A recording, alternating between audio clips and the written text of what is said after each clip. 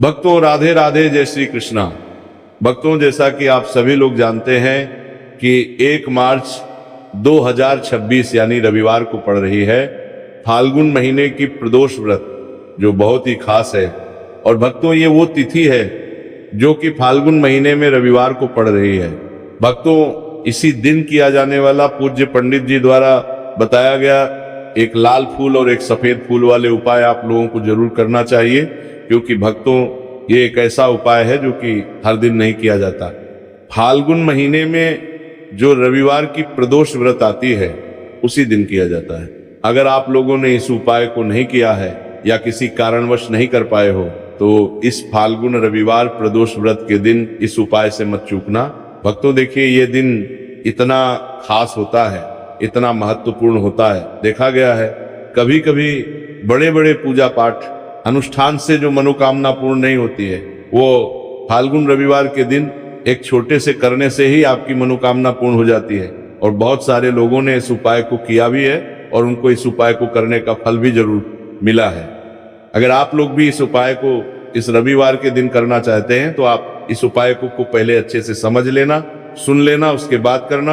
आपको इस उपाय का फल जरूर मिलेगा, आपकी सभी मनोकामनाएं पूरी हो जाएंगी। भक्तों, हम आपको यहाँ पर बता दें कि ये जो एक लाल फूल और एक सफेद फूल वाले उपाय है, ये उपाय पंडित जी ने अपनी अभी किसी की कथा में ही बताया है। उपाय को करने से आपके घर में चाहे किसी भी प्रकार की दुख और समस्या क्यों ना चल रही हो, आपको उसका कारण भी नहीं पता है कि भाई ये समस्या किस कारण से चल रही है।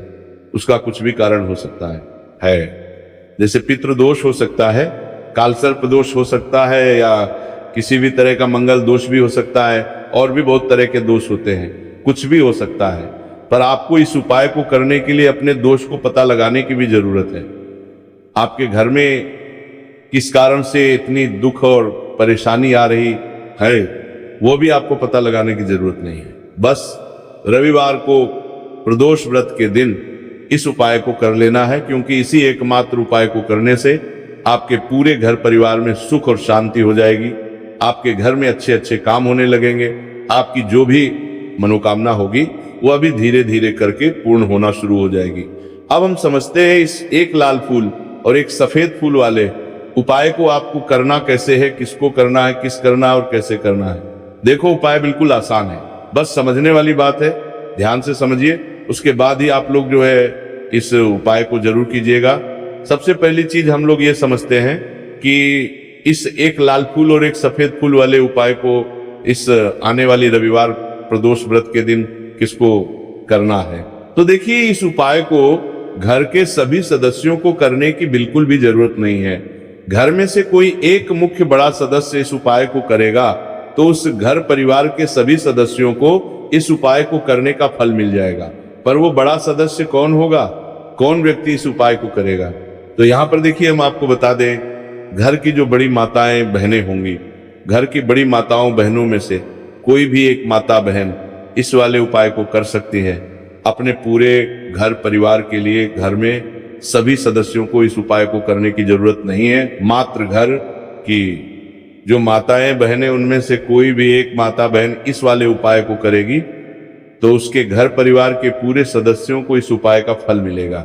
अगर किसी कारणवश माताएं बहनें घर में उपस्थित ना हो या वो इस उपाय को ना कर रही हो, कुछ दिक्कत हो, तो भाई उस जगह पर फिर घर का कोई बड़ा व्यक्ति भी इस उपाय को कर सकता है। माताओं बहनों के कहने का मतलब ये था कि माताएं बहनें घर की लक्ष्मी होती है। जब घर की लक्ष्मी कोई उपाय करती है तो निश्चित ही भगवान शिव जी जल्दी प्रसन्न होते हैं और उपाय का फल में बहुत जल्दी और बहुत बड़ा करके भी यहाँ पर देते हैं। तो आप लोग ये बात समझ गए होंगे। अब हम ये बात समझते हैं कि इस वाले उपाय को हमें करना किस समय है। एक लाल फूल और एक सफेद फूल वाले उपाय को हमें प्रदोष व्रत के दिन करना किस समय है। तो देखिए, इस उपाय को करने का जो समय है, सुबह का समय भी है और शाम का समय भी है। अब देखिए, यहाँ पर हम मुख्य रूप से सुबह का समय नहीं बोलेंगे, क्योंकि देखिए ये जो तिथि है और आप सभी लोग जानते हैं रविवार के दिन का प्रदोष काल का मतलब शाम का जो समय होता है ना, इस दिन भगवान शिव जी का सबसे प्रिय दिन होता है। तो आप लोग इसे एक लाल फूल एक सफेद फूल वाले उपाय को सुबह के समय भी कर सकते हो और शाम के समय प्रदोष काल में भी कर सकते हो। सुबह के समय अगर कर रहे हो तो 10 या फिर 11 बजे तक भी अगर उपाय करोगे तो भी आपको उपाय का फल मिलेगा। वही अगर शाम के समय कर रहे हो तो इस दिन जरूर शाम के समय का ध्यान रखना कि शाम के 6 बजे से लेकर 7 बजे के बीच में अगर आप इस उपाय को कर सकते हो तो बिल्कुल कर लेना। पूरी कोशिश करना, पर अगर किसी कारणवश इस समय के बीच में ना कर पाओ तो रात 8 बजे तक भी अगर आप उपाय को करोगे तो आपको उपाय का फल जरूर मिलेगा। ये बात आपको समझ आ गई कि आप इस उपाय को सुबह और शाम दोनों समय कर सकते हो।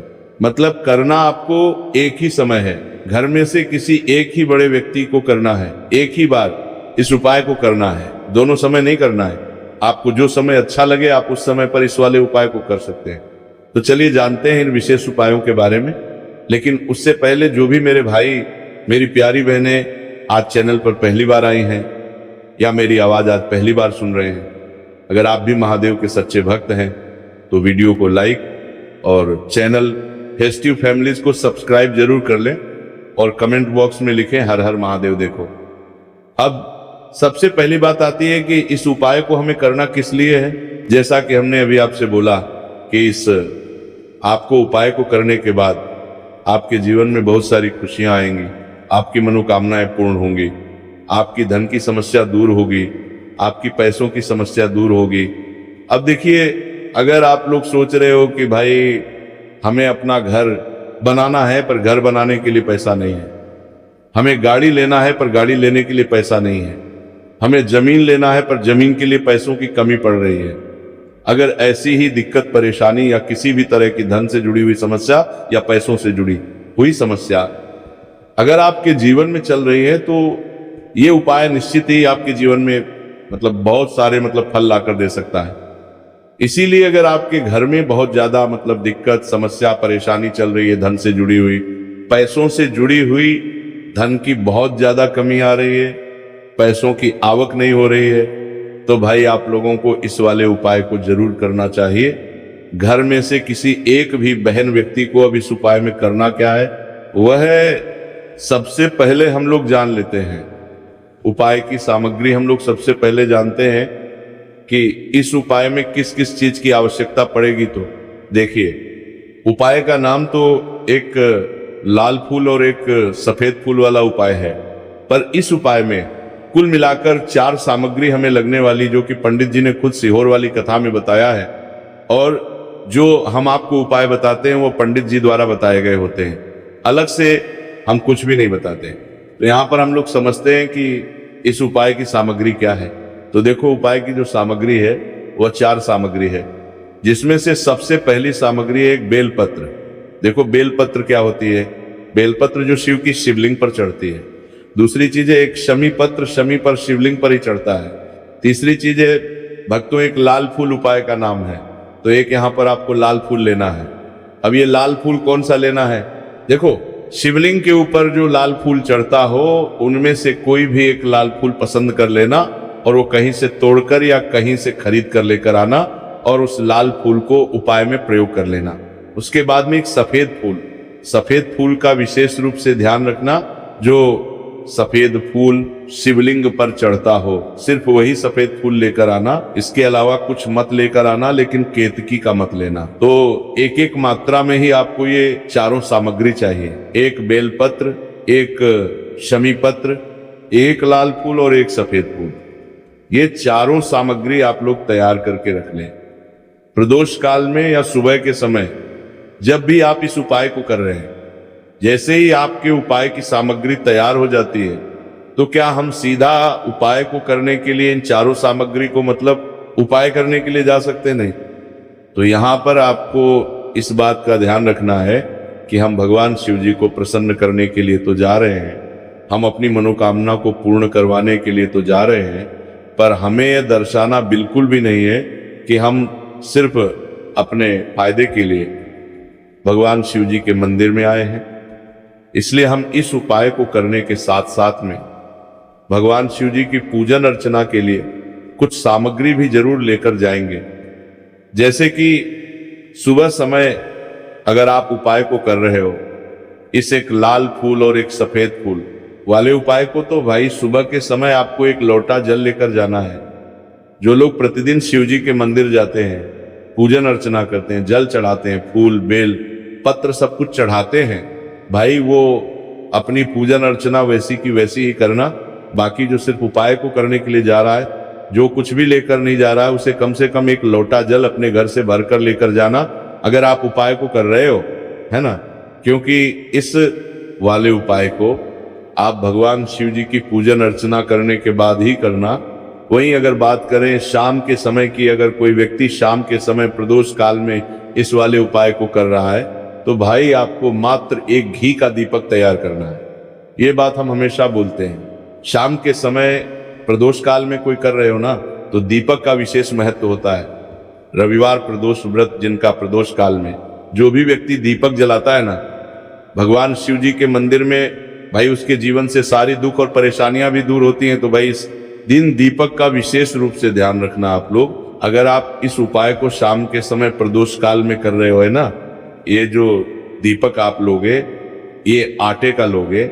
जो आटा आप गूंद दोगे उसके अंदर कुछ भी मत डालना, मात्र सादा आटा लगाकर उसे तैयार कर लेना और एक मीडियम साइज का दीपक तैयार कर लेना। दीपक ना ज्यादा छोटा हो ना ज्यादा बड़ा हो, है ना। उसके बाद में दीपक आपका तैयार हो जाए तो इसके अंदर जो बत्ती रखोगे वो गोल बत्ती रखोगे। देखो गोल बत्ती भी दो तरह की होगी, एक बाजार की और एक घर वाली। तो कोशिश करना अपने घर में जो रुई रखी हुई है उस रुई से आप लोग एक गोल बत्ती अपने ही हाथों से बनाओ। उपाय का फल अच्छा मिलता है। भगवान शिव जी जल्दी प्रसन्न होते हैं। जब हम किसी भी उपाय को अपने हाथों से परिश्रम करके तैयार करते हैं तो आपको उस दीपक के अंदर एक गोल बत्ती रख देनी है। इसके अंदर जो चीज आप लोग डालोगे वो डालोगे शुद्ध देसी गाय का घी। इस बात का विशेष रूप से ध्यान रखना, शुद्ध देसी गाय का घी डालना है, तेल वगैरह नहीं। आज के दिन तो मत डालना, रविवार प्रदोष व्रत के दिन, क्योंकि भगवान शिव जी का सबसे प्रिय दिन और प्रिय समय पर हम लोग इस वाले उपाय को कर रहे हैं। तो थोड़ा सा शुद्ध गाय का घी इतना डालना कि वो दीपक कुछ समय तक चल सके। ना बाजार वाला मिलावटी घी डालना, ना भैंस का घी डालना। शुद्ध देसी गाय का घी आपको ढूंढने में थोड़ी मतलब मेहनत लगेगी और महंगा भी मिलेगा, पर गाय के घी से भगवान शिव जी प्रसन्न होते हैं और उसी शुद्ध देसी गाय के घी से घर में बरकत भी बनी रहती है और हमारे घर में सुख शांति भी बनी रहती है। इसलिए शुद्ध देसी गाय का घी अपने घर में हमेशा रखा करो। वो भगवान शिव जी के कार्यों में भी उपयोग में आता है और उपायों में भी हम लोग प्रयोग कर सकते हैं। तो यहाँ पर आपकी सारी तैयारियां हो चुकी हैं। उपाय को करते समय शुद्धता का विशेष रूप से ध्यान रखिएगा। सुबह कर रहे हो तो भाई सुबह तो आपको स्नान करना ही करना है। बाकी शाम को कर रहे हो तो शाम को मात्र हाथ मुंह धोकर भी आप लोग इस वाले उपाय को कर सकते हो। कोई दिक्कत वाली बात नहीं भाई। उपाय की पूरी सामग्री तैयार कर और पूजन सामग्री लेकर आपको भगवान शिव जी के मंदिर पहुंचना है, जो आपके घर के पास में हो, जहां पर शिवलिंग विराजित हो, शिवालय हो, वहां पर आप लोगों को पहुंचना है। और जैसे ही आप भगवान शिव जी के मंदिर में पहुंचते हो, वहां जाकर ही उपाय शुरू नहीं करना है। पहले आपको भगवान शिव जी की पूजन अर्चना करना है। पूजन अर्चना कैसे करोगे? सुबह के समय गए हो तो एक लोटा जल वगैरह जो भी पूजन सामग्री लेकर गए हो, उससे पहले पूजन सामग्री आप लोग मतलब पूजन भगवान शिव जी की कर लो। जो व्यक्ति सिर्फ एक लोटा जल लेकर गए हैं वह शिव जी के शिवलिंग पर मात्र एक लोटा जल एक धारा से धीरे धीरे करके चढ़ा लो। अपनी पूजन अर्चना आप लोग जो है पूरी कर लो पहले। उसी के बाद अगर आप शाम के समय कर रहे हो तो पहले जाकर बैठना है भगवान शिव जी के शिवलिंग के पास में। आप जो दीपक तैयार करके लेकर आए हो उस दीपक को पहले जलाना है। ये जो दीपक आप लोग जलाओगे ना, ये किसी और की माचिस से मत जला, अपनी ही माचिस अपने ही घर से लेकर आना और इस दीपक को अपने ही माचिस से जलाना। अगर आपने मंदिर की माचिस या किसी और की माचिस ले ली, इस उपाय को करने में इस उपाय का फल उस व्यक्ति को भी बहुत मिल जाएगा। इस बात का ध्यान रखना। अपने घर से अपनी ही माचिस लेकर जाना और इस दीपक को जलाना। दीपक को जलाने के बाद भगवान शिव जी की शिवलिंग के पास में रख देना। शिवलिंग के इतना पास में मत रखना कि शिव जी को आंच लगे, थोड़ी सी दूरी बनाकर ही जो है इस दीपक को शिवलिंग के पास में आप लोग रख दीजिएगा। अब जैसे ही आपकी पूजन अर्चना हो जाती है, भगवान शिव जी के शिवलिंग के सामने या आसपास कहीं पर भी बैठ जाइए उपाय को करने के लिए। और उपाय को करने से पहले आप लोग अपनी वो चारों पूजन सामग्री निकाल लीजिए, उपाय की जो सामग्री है वो निकाल लीजिए और भगवान शिव जी के शिवलिंग के ऊपर एक माता अशोक सुंदरी जी का स्थान देख लीजिए। माता सुंदर जी का जो स्थान होता है वह जलाधारी के ऊपर होता है, जलाधारी के बिल्कुल बीचों बीच में होता है। आप लोगों ने देखा भी होगा शिवलिंग की जलाधारी होती है। जलाधारी के बिल्कुल बीचों बीच का जो स्थान होगा वो माता अशोक सुंदर जी का स्थान होगा, क्योंकि यहीं पर हमें ये जो है उपाय को करना है। सबसे पहली चीज, अब हम उपाय को करना शुरू करते हैं। आप सबसे पहले अपने एक बेलपत्र उठा लो, एक काम करना शुरू, बेलपत्र उठा लो, बेलपत्र उठा लो। बेलपत्र को आपको माता अशोक सुंदरी जी वाले स्थान पर सबसे पहले समर्पित करना है। बेलपत्र की डंडी का मुख होगा जलाधारी की तरफ जहां से जल बहता है और नीचे गिरता है, और बीच वाली बड़ी पत्ती का मुख मतलब शिवलिंग की तरफ होगा। इस तरीके से आपको इस बेलपत्र को माता अशोक सुंदरी जी वाले स्थान पर समर्पित कर देना है। उसके बाद में अपनी एक शमी पत्र उठा लो जो आप उपाय के लिए लेकर आए हुए हो।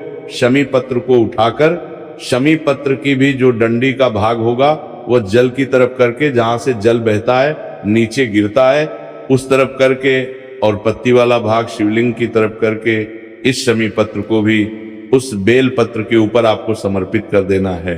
समर्पित करने के बाद अब आप ले लो अपना एक लाल फूल जो आप उपाय को करने के लिए लेकर आए हुए हो। इस लाल फूल का जो खिला हुआ भाग होगा, चाहे वह गुलाब का फूल हो, चाहे कोई सा फूल जो शिवलिंग पर चढ़ता हो भाई, उस फूल का जो खिला हुआ भाग होगा वो शिवलिंग की तरफ होगा। बाकी जो पीछे का भाग होगा फूल का वो जलाधारी की तरफ, जहां से जल बहता है नीचे गिरता है उस तरफ होगा। और आखिरी में आपका जो एक सफेद फूल बचा हुआ है, इस सफेद फूल को भी आपको लेना है, और सफेद फूल का जो खिला हुआ भाग होगा वो तो शिवलिंग की तरफ होगा, जहां पर शिवलिंग रखा हुआ है उस तरफ होगा, और डंडी का भाग जलाधारी के पीछे की तरफ हो जाएगा। मतलब जो जहां से जल बहता है और नीचे गिरता है, जब आप एक बेल पत्र, एक शमी पत्र और एक लाल फूल, एक सफेद फूल चढ़ा रहे हो, तो उस समय आप लोगों को कांता भगवान या कांता चक्र का नाम लेते हुए ही जो है इस उपाय को करना है, और भगवान शिव जी और नारायण जी का स्मरण करते हुए ही इस उपाय को आपको करना है। तो जब भी आप एक बेलपत्र, एक शमी पत्र, एक लाल फूल और एक कमी हो रही है, जो भी दुख और समस्या परेशानी चल रही हो, आपको अपनी वो दुख और जो है भगवान शिव जी से उपाय को पूरा करने के बाद वहीं पर पास में बैठकर बोल देना है। हाथ जोड़ के आंखें बंद करके अपनी परेशानी और श्री शिवाय नमस्तुभयं का जाप करना है। भक्तों, आज हमने इस वीडियो में कुछ उपाय बताए हैं जो आपको करने हैं। अगर आपको वीडियो अच्छी लगी हो तो वीडियो को 1 लाइक और चैनल फेस्टिव फैमिलीज को सब्सक्राइब जरूर करें।